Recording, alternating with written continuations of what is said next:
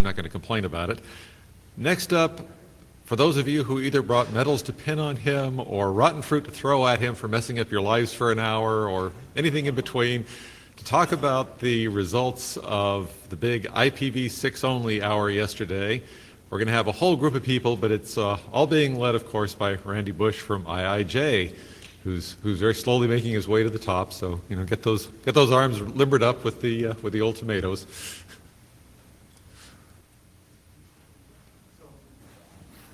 You know, some of us don't wait for things to break, we break them.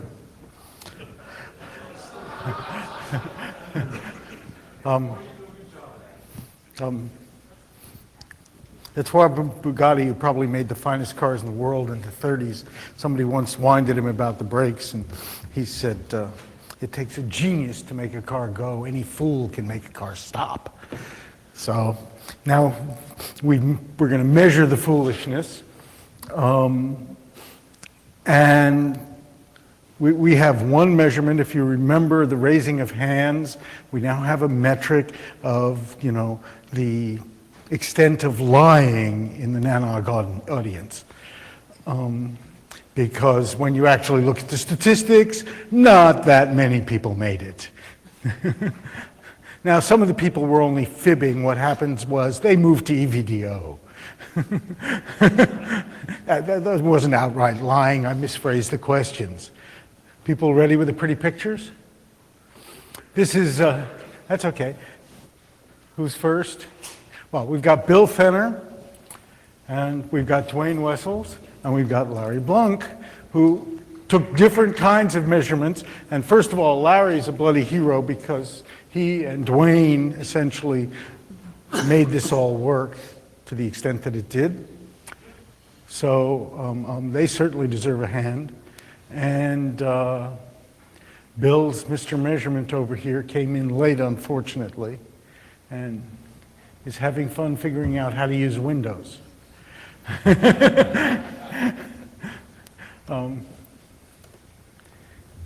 Valerie, come on, give him a hint. Which is it? There we go.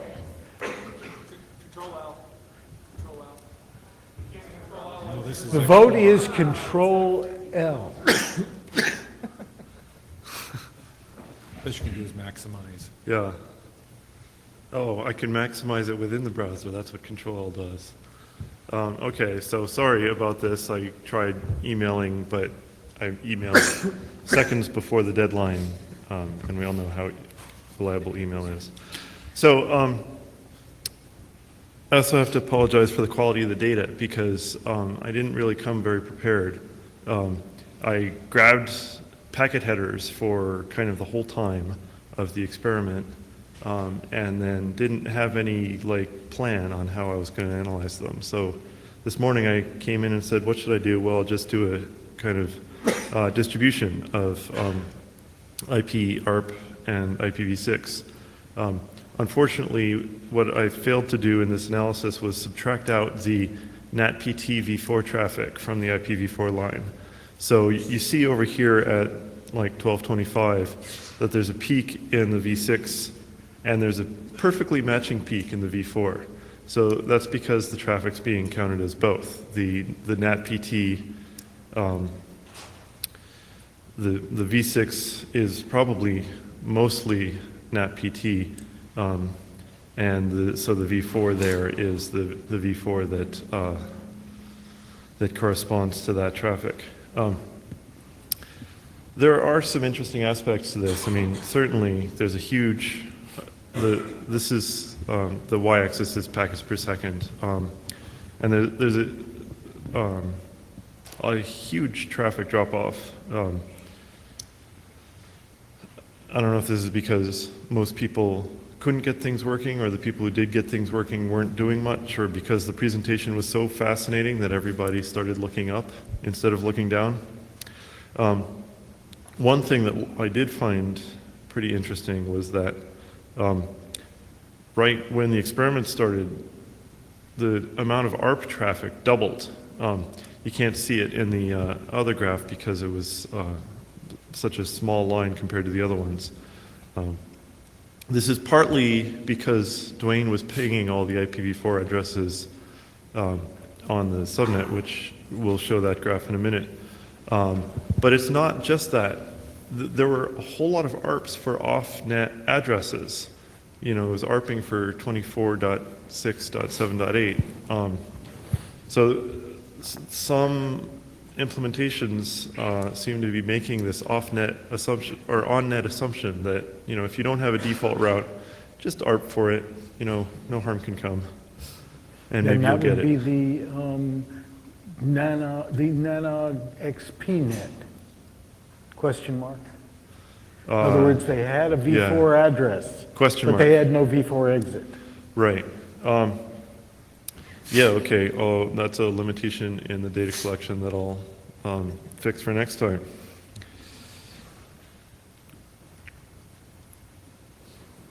And then another piece of data that we collected was the MAC addresses associated to a given SSID.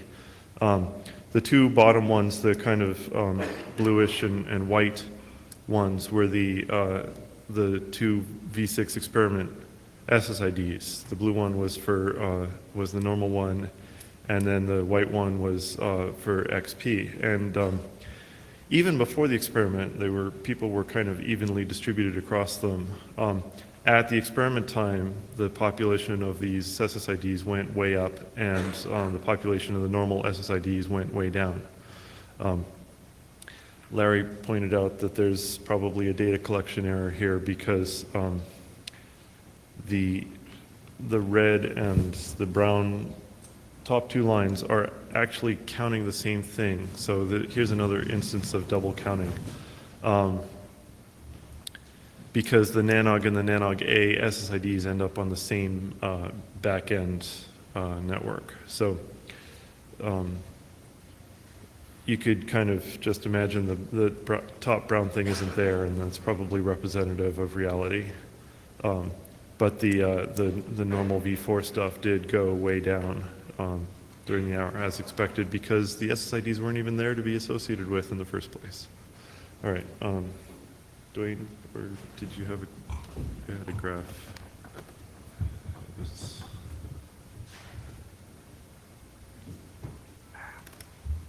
Touchpads and I don't get along.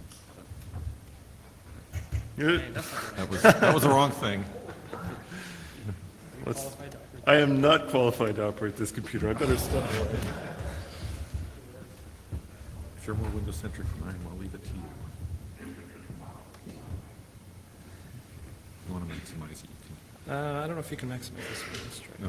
Oh, see, that's what we did. This try is that. Windows. It's brain damaged. Okay, now you get to rotate it again. What you have is a whole bunch of so- Unix users trying to deal with Windows XP. So as Bill said, there's a box here which one of the things it does is pings all of the IPv4 addresses in the standard network, and this graph just shows the results of that pinging over time. I think there was a break right before the V6 hour, so there was a little drop off there. But then right around 12 o'clock, there's a steep drop off. And what I find interesting about this data is that at 1 o'clock, when V4 comes back, it kind of takes a while for people to migrate back over to using V4. So it seems like at least some people were happy for a while to continue using IPv6 after the V4 came back. In the V4 pinging, did you include the 1918 space that was in? So No. how did you get to any V4 addresses? Pardon me? Oh, Well, this I don't know if I have a pointer, but these are the servers that are running the switches in our servers, Okay. DNS servers. Those are still connected to the wired, right? We just couldn't ping the wireless. Yes.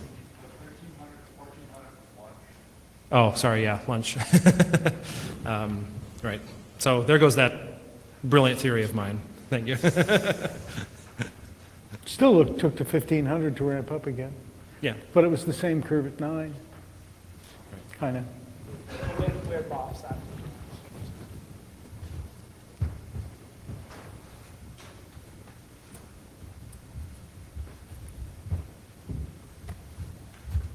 Larry brings his zone.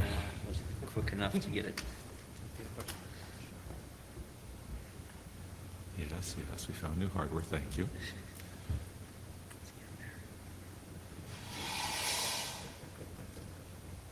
This one? Yes.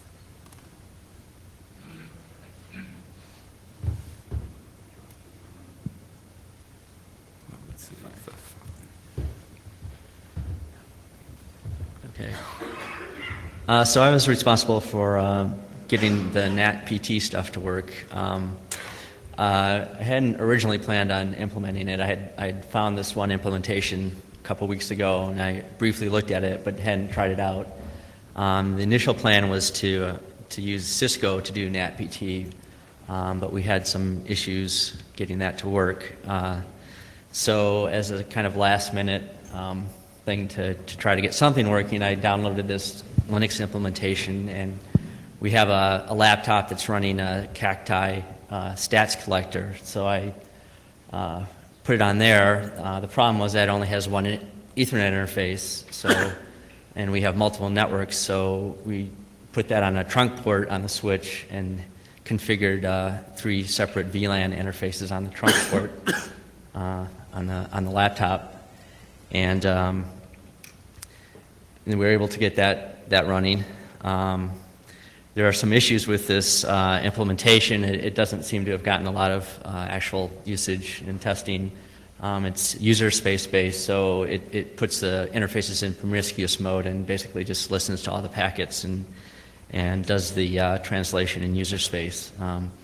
So I won't go over NAT PT in too much detail. It's just basically you use DNS to spoof v6 addresses. You do a lookup for a record, and if there's no quad A, then you synthesize a quad A and translate it into v6 address space, and the NAT PT daemon maintains the mapping from the v4 address to the v6 address.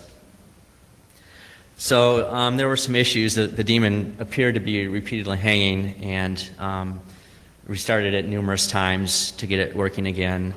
Although it did seem to work better during the v6 hour, so I have a theory now that the problem was that it was only configured to listen on the v6 and XPv6 networks.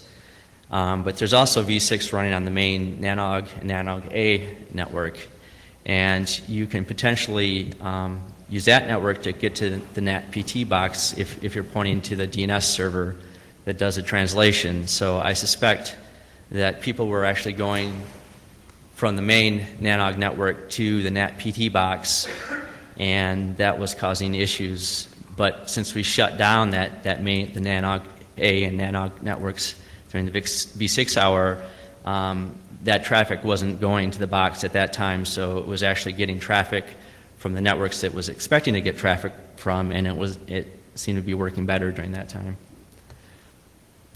So I also have a couple graphs from the Cacti stats that I generated, and this is just the total traffic through CRG West. And you can see up till noon we were at about 20 megabits, and then right at noon it drops down to 2 or 3. And then around 12:20, I think, is when the NAT PT started working better, and you can see the traffic going up to about 10 megabits then.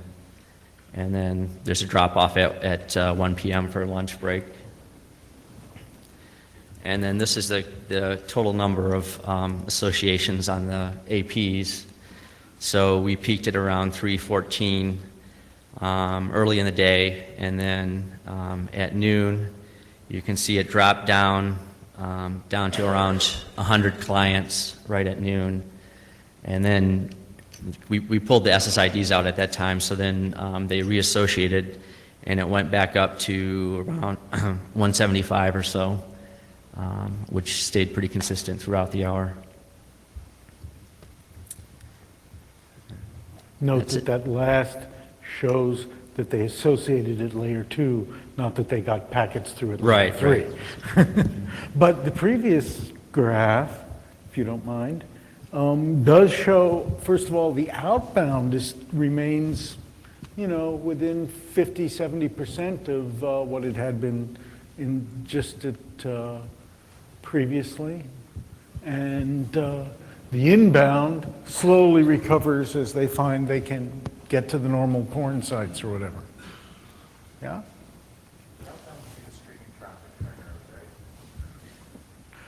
Correct. There would be some component of the streaming traffic that was going on. Yeah? Though that would have dropped off at 1300. I don't know. When we actually stream and don't. Jason? Did we continue streaming at 1300? Yep. It's a different network, says David. Pardon? That's the egress. That's the upstream ISP connection egress. So everything goes through, Okay. is reflected on this graph. So other questions? Other observations?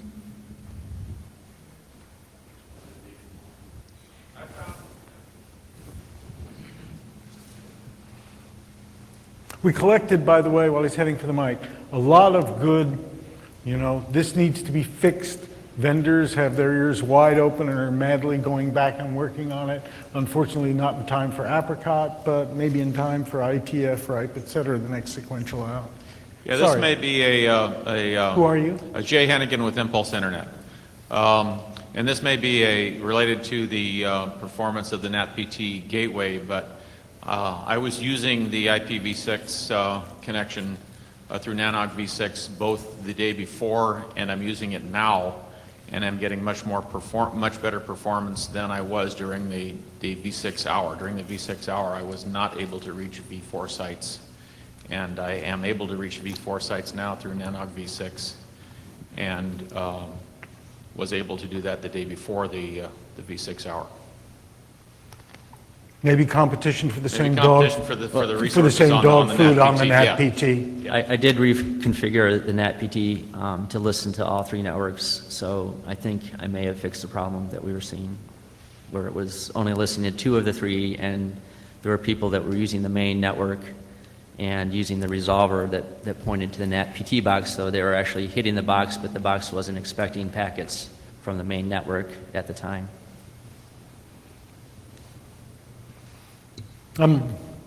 Thanks for sampling the dog food.